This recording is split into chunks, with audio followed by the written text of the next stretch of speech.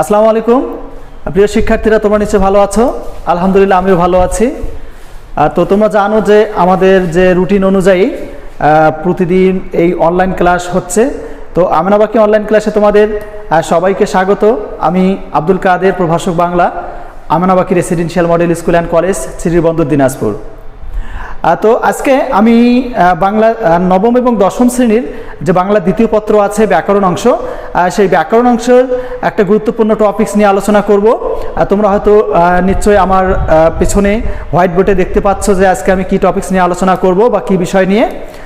তো আজকে আমাদের আলোচ্য বিষয় হচ্ছে বাংলা ব্যাকরণের যে একটা গুরুত্বপূর্ণ বিষয়। এখান থেকে কিন্তু প্রতিবারেই বহু নির্বাচনী প্রশ্ন এসে থাকে। তো অবশ্যই যেহেতু প্রশ্ন এসে থাকে, তা আমাদের অবশ্যই সেটা ভালো করে জানতে হবে, পড়তে হবে বা বুঝতে হবে।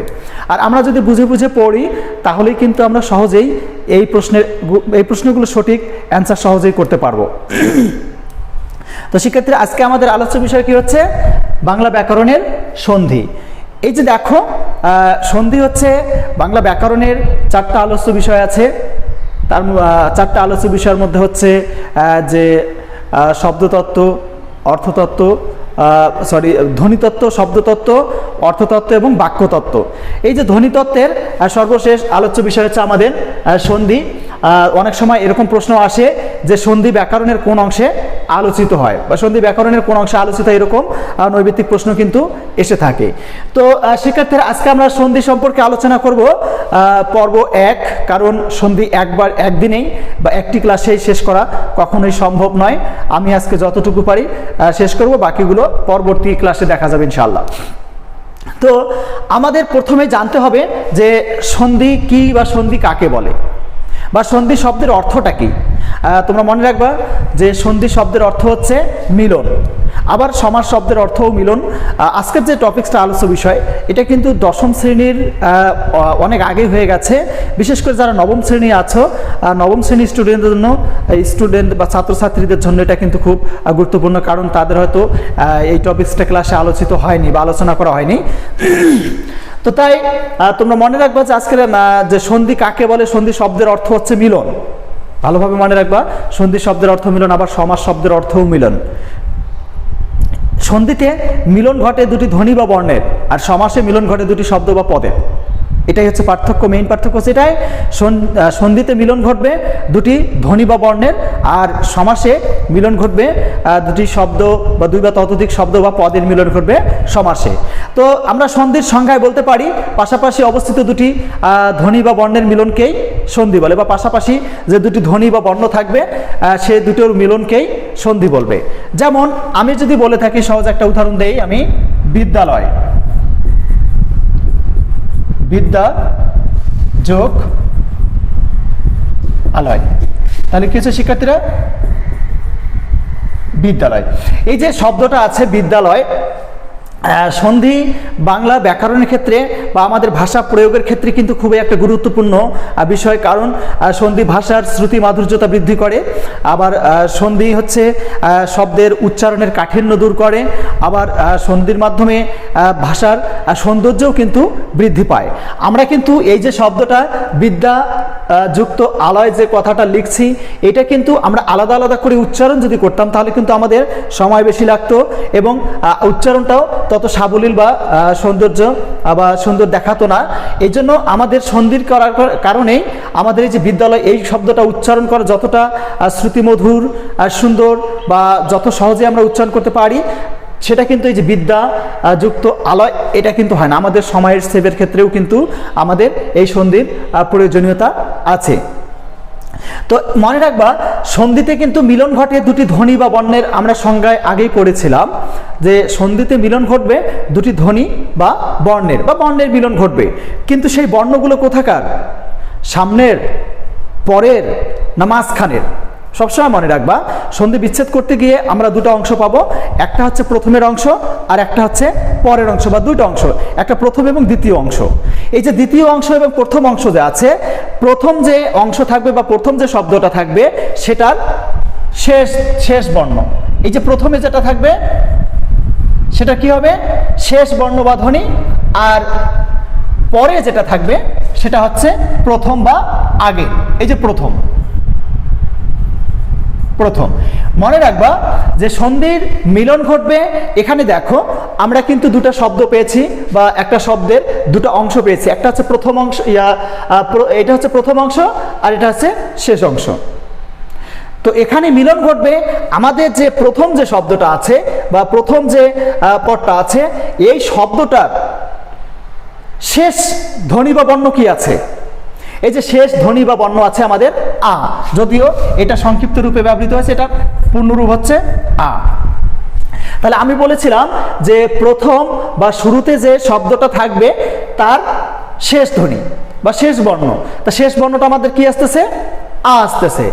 এবং আমি এখানে বলেছিলাম যে দ্বিতীয় যে শব্দ বা পদটা থাকবে, দ্বিতীয় শব্দের কোন কোন বর্ণটার মিলন ঘটবে? সেটা হচ্ছে প্রথম। এখানে প্রথমে কি আছে? আ। তো শিক্ষার্থীরা দেখো, সরি, আমি বলছি যে সন্ধির ক্ষেত্রে মিলন ঘটবে প্রথমে যে আমাদের যে শব্দটা থাকবে সেটার শেষ বর্ণ, এবং পরের যে শব্দটা থাকবে, এই যে পরের যে শব্দটা, এটার হচ্ছে প্রথম অংশ। তাহলে আমাদের মিলন ঘটতেছে কার কার? আমি বলে দিচ্ছি যে এখানে এ আর এই দুইটা, এটার হচ্ছে একটা, এটার হচ্ছে এই যে এরা। তাহলে আমরা এই যে প্রথম যে পদটা আছে বা শব্দটা আছে, এটার শেষ ধ্বনি কি আছে? বর্ণ, শেষ বর্ণ হচ্ছে আ। আর এখানে যে শব্দটা আছে এর প্রথম ধ্বনি বা বর্ণ কি আছে? আ। এই যে এই দুটাই মিলে এখানে মিলিত হয়েছে আ। এটাই হচ্ছে আমাদের সন্ধি। ঠিক আছে শিক্ষার্থীরা, আমি যদি আরেকটা বলি যে নর যোগ অধম, তাহলে কি হচ্ছে? নরাধম। তো শিক্ষার্থীরা এখানেও আমাদের যে পূর্বের যে সূত্র, ওই রকম করেই আমরা নিয়মটা কাজে লাগাই।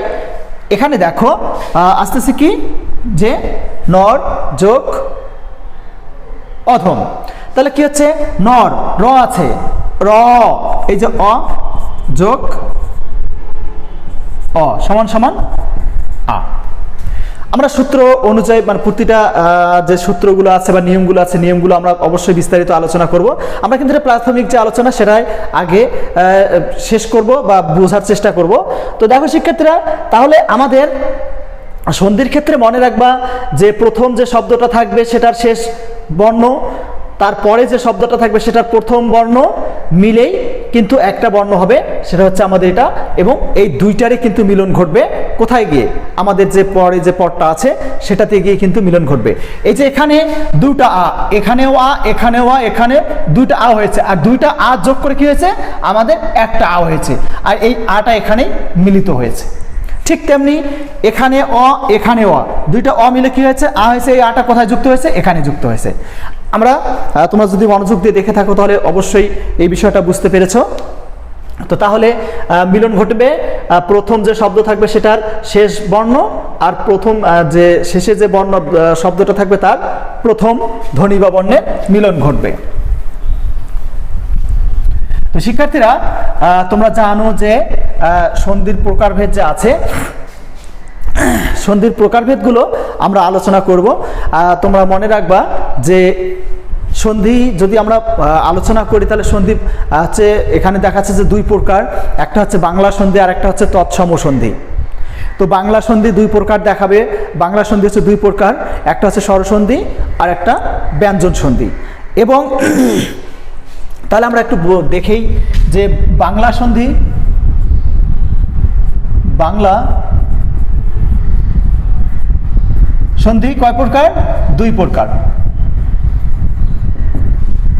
এক নম্বর হচ্ছে স্বরসন্ধি, দুই নম্বর হচ্ছে ব্যঞ্জন সন্ধি।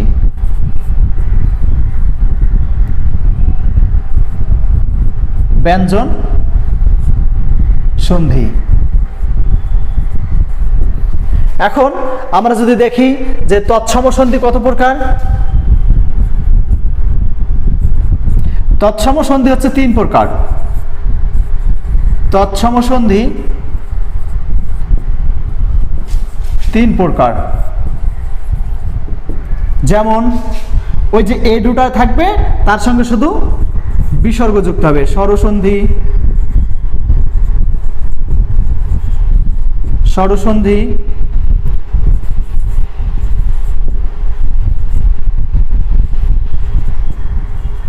ব্যঞ্জন সন্ধি,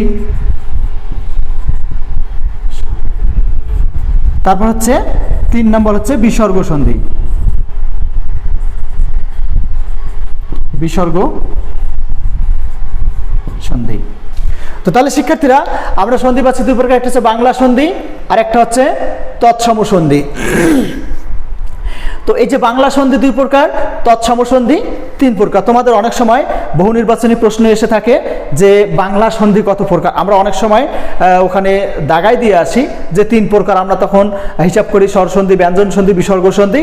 আবার অনেক সময় যদি তৎসম সন্ধি কত প্রকার, তো অবশ্যই এভাবেই যদি আসে তো তোমাদের আর পরে মনে হয় সমস্যা থাকার কথা নয়।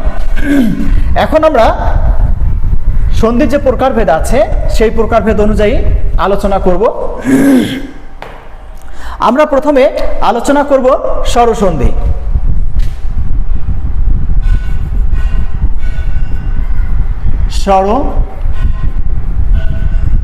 স্বরসন্ধি।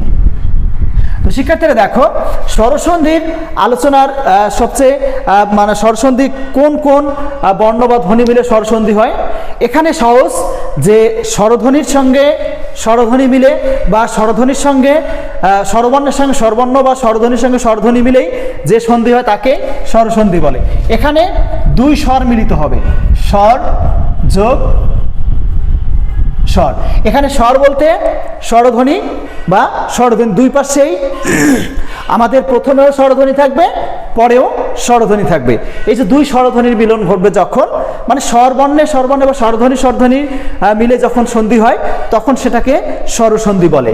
যেমন আমরা উদাহরণ দিতে পারি, আমরা যদি উদাহরণ দেই তাহলে আস্তে আস্তে দেখো আমি বলতে পারি যে দেখো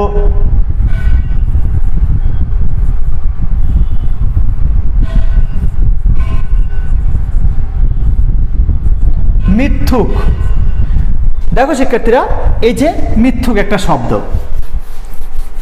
এখানে আমি বলছি স্বর, 2টা স্বর হবে। তাহলে আমি যদি এটা বিশ্লেষণ করি কি হচ্ছে, মিথ্যা যোগ উক। তো শিক্ষার্থীরা তোমরা লক্ষ্য করো তো যে আমি যে এখানে মিথ্যুক শব্দটা লিখছি, লেখার পর আমি এর সন্ধি বিচ্ছেদ করছি, মানে সন্ধি বিচ্ছেদ করেছি। এখানে বিচ্ছেদ মানে হচ্ছে আলাদা করা, ওই পদটাকে আলাদা করাই হচ্ছে সন্ধি বিচ্ছেদ। তাহলে দেখো শিক্ষার্থীরা এখানে আমি বলছি যে স্বরসন্ধি কখন হবে, যখন স্বরধ্বনির সঙ্গে স্বরধ্বনির মিলন ঘটবে তখন সেটাকে স্বরসন্ধি বলে। এখন আমরা কিভাবে বাড়ি করব, এখানে তো আমরা দেখতেছি ম আছে, থ আছে, উ আছে, ক আছে, তাহলে কিভাবে বাড়ি করব। আমরা সেই প্রথমের দিকে যে বলেছিলাম যে প্রথম যে শব্দটা থাকবে সেটার শেষ ধ্বনি বা বর্ণ এবং পরে যে শব্দটা থাকবে সেটার প্রথম ধ্বনি বা বর্ণকে আমরা লক্ষ্য করব। তাহলে এখানে দেখো কি আছে, প্রথমে যে শব্দ আছে সেই শব্দের শেষ ধ্বনি বা বর্ণ কি আছে, আ, এবং পরের যে ধ্বনি বা বর্ণ শব্দ আছে তার প্রথম ধ্বনি হচ্ছে আমাদের রস্যউ। তাহলে কি এখানে আ এবং রস্যউ এগুলো কোন ধ্বনি, ব্যঞ্জন ধ্বনি বা ব্যঞ্জন বর্ণ না এগুলো স্বরধ্বনি? তো অবশ্যই এগুলো হচ্ছে স্বরধ্বনি। আর যেহেতু স্বরধ্বনি আর স্বরধ্বনি হওয়ার কারণেই হচ্ছে এটা আমাদের স্বরসন্ধির উদাহরণ। তাহলে আমাদের আমরা যদি সূত্রগুলো দেখি, সূত্রগুলো দেখলেও কিন্তু আমরা পেয়ে যাব। এখানে যদি আমি বলি যে এখানে দেখো এই 2টা মিলে কি হয়েছে, উক। এখানে আমাদের এই যে উটা আছে, উটার কিন্তু কি ব্যবহৃত হয়েছে, কার চিহ্ন ব্যবহৃত হয়েছে। তারপর হচ্ছে আমরা আরও উদাহরণ দিতে পারি, যদি আমি বলি যে শতেক, শতেক শতযোগ এক, তাহলে কি হচ্ছে শিক্ষার্থীরা এখানেও আমরা আগের মতো মানে বের করব কিভাবে এখানে স্বরসন্ধি হয়েছে। এখানে দেখো শত এবং এক, এই যে শত ও, এই যে এখানে আমরা যখন কোনো ব্যঞ্জন ধ্বনির বা ব্যঞ্জন বর্ণের নিচে হসন্ত চিহ্ন থাকবে না, সেটাই মানে বুঝতে হবে আমাদের এখানে স্বরধ্বনি বা স্বরবর্ণের উচ্চারণ আছে। তাহলে এখানে আর ব্যঞ্জন ধ্বনিগুলো কখনো স্বরধ্বনির সাহায্য ছাড়া উচ্চারিত হতে পারে না। তা শত অ আসতেছে অ এবং এ সমান সমান এ। এই আমাদের যে সূত্র আছে, এই সূত্র অনুযায়ী কিন্তু আমাদের এটাই শতেক যে শব্দটা আছে, এই শত যোগ এক, আর এখানকার যে প্রথম যে শব্দটা আছে সেই শব্দের আমাদের শেষ ধ্বনি কি আছে? অ আছে, এখানকার প্রথম ধ্বনি এ আছে। তাহলে সেটা কি হলো? শতেক। আমরা যদি আরেকটা উদাহরণ দিতে পারি যে হিমালয়,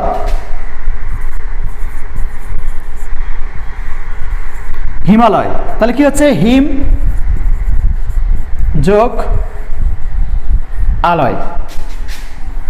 তো শিক্ষার্থীরা দেখো, আবার আমরা ওই নিয়মেই পড়ব যে আমাদের প্রথম যে শব্দ আছে সেটা কি আছে?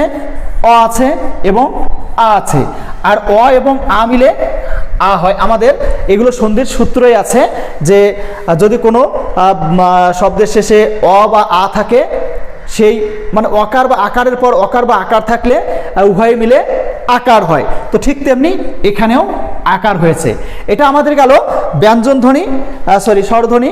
আমরা এবার যাব ব্যঞ্জন ধ্বনির উদাহরণ। তো শিক্ষার্থীরা তোমরা নিশ্চয়ই বুঝতে পেরেছো যে স্বরধ্বনিটা কি। স্বরধ্বনিটা হচ্ছে সোজা কথা সন্ধির সঙ্গে না, স্বরধ্বনির সঙ্গে স্বরধ্বনির যখন মিলন ঘটবে তখন সেটাকে বলা হচ্ছে স্বরসন্ধি। এবার আমরা আলোচনা করব প্রকারভেদের মধ্যে হচ্ছে ব্যঞ্জন সন্ধি। তাহলে শিক্ষার্থীরা 2 নম্বর হচ্ছে ব্যঞ্জন সন্ধি।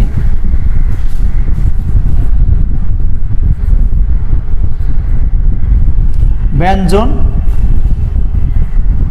সন্ধি। তো ব্যঞ্জন সন্ধি, এখানে ব্যঞ্জন কথাটা বলতেই আমরা বুঝতেছি যে এখানে অবশ্যই ব্যঞ্জন বর্ণ বা ব্যঞ্জন ধ্বনি থাকবেই। তো এখানে আমাদের হবে যে দেখো শিক্ষার্থীরা, স্বর যোগ ব্যঞ্জন, তারপর হচ্ছে ব্যঞ্জন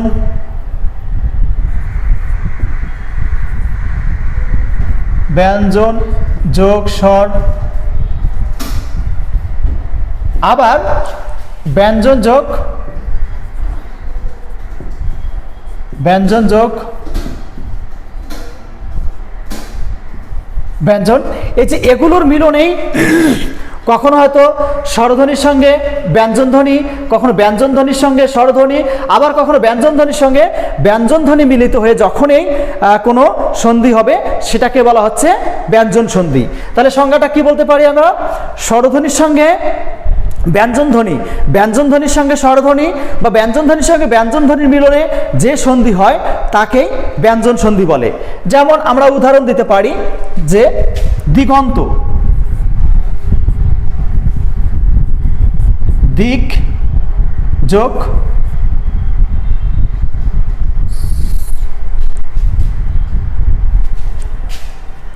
আমরা উদাহরণ দিতে পারি যে দিগন্ত,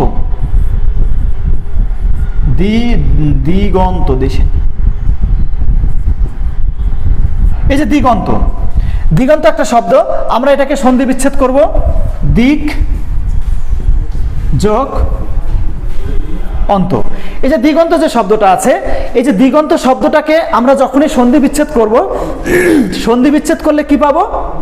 এখানে দেখো শিক্ষার্থীরা, আমরা যখনই সন্ধি বিচ্ছেদ করতে যাব, এখানে আমি বলেছিলাম যে স্বরধ্বনির সঙ্গে ব্যঞ্জন ধ্বনি, আবার ব্যঞ্জন ধ্বনির সঙ্গে স্বরধ্বনি, ব্যঞ্জন ধ্বনির সঙ্গে ব্যঞ্জন ধ্বনি যখন মিলন ঘটবে তখন সেটাকে বলা হচ্ছে ব্যঞ্জন সন্ধি। তাহলে আমরা এখানে দিগন্ত যে শব্দটা লিখছি, দিগন্ত শব্দটার আমরা যদি বিশ্লেষণ করি বিচ্ছেদ করার পর আমরা এখানে কি পাচ্ছি দেখো তো। এই যে প্রথম যে আমাদের শব্দ আছে এবং শেষ শব্দে কি পাচ্ছি? এখানে পাচ্ছি আমরা ক, এখানে পাচ্ছি অ। তো সন্ধির নিয়ম অনুযায়ী ক, যদি কোনো শব্দের শেষে ক এবং ক এর পরে অ থাকে তাহলে উভয় মিলে কি হবে? গ হবে। তো শিক্ষার্থীরা দেখো, এখানে দিক যোগ অন্ত, এখানে ক এবং অ মিলে হয়েছে গ। এবং আমরা আরো উদাহরণ দিতে পারি, যেমন সরানন। সরানন, এই যে সরানন যে আছে, সরাননটাকে আমরা ভাগলে কি পাবো? শর্ট যোগ আনন। এই যে দেখো শিক্ষার্থীরা, ঠিক তেমনি এখানেও আমরা ব্যঞ্জন এবং স্বর পাচ্ছি। প্রথমে কি আছে? ট আছে, দ্বিতীয়তে কি আছে? আ আছে। এবং এই ট সন্ধির যে সূত্র আছে, সন্ধির সূত্র অনুযায়ী ট যোগ আ সমান সমান কি হবে? র হবে। এটা হচ্ছে নিয়ম আমাদের।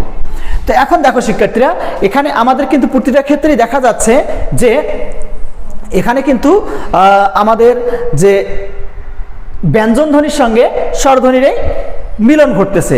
আবার আমরা যদি বলি, দেখো শিক্ষার্থীরা, যদি বলি এক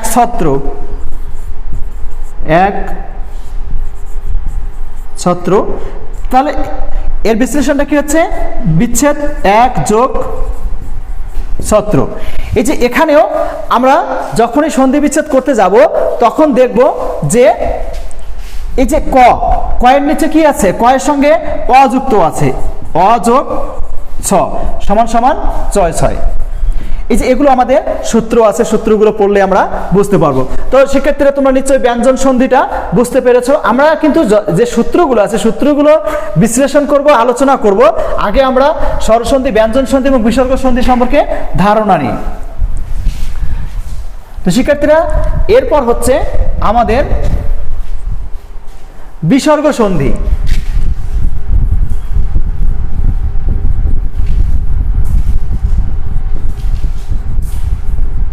এই যে বিসর্গ সন্ধি, তো বিসর্গ সন্ধিটা হচ্ছে, বিসর্গ সন্ধিটা হচ্ছে বিসর্গের সঙ্গে স্বর, আবার বিসর্গের সঙ্গে ব্যঞ্জন যে আছে, এই যে ব্যঞ্জন, এগুলো মিলে কিন্তু আমাদের বিসর্গ সন্ধি হয়। আর আমরা জানি বিসর্গ সন্ধির ক্ষেত্রে তোমরা মনে রাখবা যে বিসর্গ সন্ধির ক্ষেত্রে এই যে ও এবং ও, র এবং তিন স যে আছে, সেটা দন্তস্ব, তালবস্য এবং মূর্ধন্যস্ব, এই কয়েকটার পরিবর্তেই কিন্তু কি ব্যবহৃত হবে? এই কয়েকটার পরিবর্তে আমাদের এই যে বিসর্গ চিহ্নটা ব্যবহৃত হবে। মনে রাখবা যে সন্ধি বিচ্ছেদ করার ক্ষেত্রে ও, র, স, স, স এগুলো যদি থাকে, তাহলে কিন্তু এগুলোর পরিবর্তে আমরা কি ব্যবহার করব? বিসর্গ। আমরা উদাহরণ দিলেই তোমরা বুঝতে পারবা ভালোভাবেই। যেমন আমি যদি বলি তিরোধান, তিরোধান, তাহলে কি হচ্ছে শিক্ষার্থীরা? তোমরা এটা বিচ্ছেদ করো। তো বিচ্ছেদ করলে দেখা যাচ্ছে এই যে বিসর্গ যোগ ধান। তো শিক্ষার্থীরা, এখানে দেখো আমরা কিসের পরিবর্তে এখানে বিসর্গ ব্যবহার করলাম? কিসের পরিবর্তে? অবশ্যই এখানে যে রথ ওকার আছে, ওকারের পরিবর্তে কিন্তু আমরা বিসর্গ ব্যবহার করেছি। তাহলে অবশ্যই সেটা বিসর্গ সন্ধি। আবার যদি আমি বলি নমস্কার, নমস্কার, এই যে দেখো শিক্ষার্থীরা, এখানে বলতেছি যে আমি বললাম নমস্কার, তাহলে এখানে আমাদের কি আছে? স আছে, নম যোগ কার। তো শিক্ষার্থী, এখানে দেখো তো কিসের পরিবর্তে আমাদের বিসর্গ আসলো? এখানে আসলো ও এর পরিবর্তে, এখানে আসলো স এর পরিবর্তে। আর আমি তোমাদের বলেছিলাম এই জিনিসটা মনে রাখবা যে ও, র, স, স, স এই কয়েকটার পরিবর্তে কিন্তু আমাদের বিসর্গ ব্যবহৃত হবে। আবার আমি যদি বলি অহ, এই যে এখানে দেখো যে বলতেছে অহ রহ, এখানে আমি যদি এটা বিশ্লেষণ করি, অহ যোগ এটা কিন্তু খুব ইম্পর্টেন্ট, এই যে এটা গুরুত্বপূর্ণ একটা সন্ধি, এটা কিন্তু প্রায় পরীক্ষায় এসে থাকে যে অহরহর সন্ধি বিচ্ছেদ কি, অবশ্যই মনে রাখবে এটা। এই যে এখানে দেখো কিসের পরিবর্তে আমাদের বিসর্গ ব্যবহৃত হয়েছে, এইচ এর ওয়াই এর পরিবর্তে। তাহলে শিক্ষার্থীরা তোমরা নিশ্চয়ই বুঝতে পেরেছো যে সন্ধির যে প্রাথমিক আলোচনা, এই আলোচনাটা কিন্তু তোমরা অবশ্যই যারা মনোযোগ দিয়ে শুনেছো তারা একটু হলেও বুঝতে পেরেছো।